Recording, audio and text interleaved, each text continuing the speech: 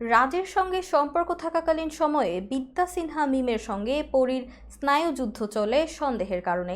এখন সময় বদলেছে, রাজ পরী দুজনে দুজনের জগতে কাজ করছেন, কিন্তু মিমের প্রতি সেই রাগ ক্ষোভ গলে পানি হয়ে গেছে পরীর। রাজ মিম অভিনীত পরাণ ও দামাল ছবি মুক্তির পরপরই শরীফুল রাজের সঙ্গে নায়িকা মিমকে জড়িয়ে বিস্ফোরক স্ট্যাটাস দেন পরীমণি। সেই স্ট্যাটাসে মিডিয়া তোলপাড় হয়ে যায়। মিমের উদ্দেশ্যে ফেসবুকের এক পোস্টে পরীমণি দাবি করে লিখেছেন, মিমের কারণে রাজের সঙ্গে তার সংসারে সমস্যা হচ্ছে। তার অভিযোগ, মিমের সঙ্গে শরীফুল রাজের সম্পর্ক আছে, যে কারণে তাদের সংসারে টানাপোড়েন চলছে।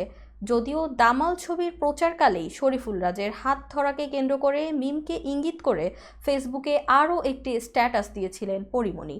পরীর এমন সব বিস্ফোরক স্ট্যাটাস দেওয়ার কারণে সেই সময়ে বিব্রতকর অবস্থায় পড়েন মিম।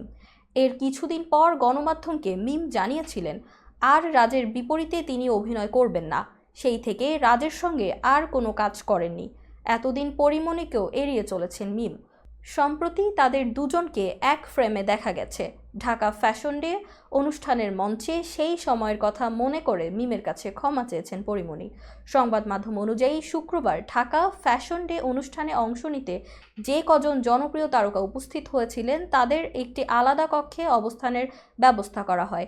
সেখানে মিমকে পেয়ে পরীমণি তাকে জড়িয়ে ধরে তার পূর্বের কৃতকর্মের জন্য ক্ষমা চান। এ সময়ে সেখানে অন্য তারকা এবং অনুষ্ঠানের আয়োজকরাও উপস্থিত ছিলেন।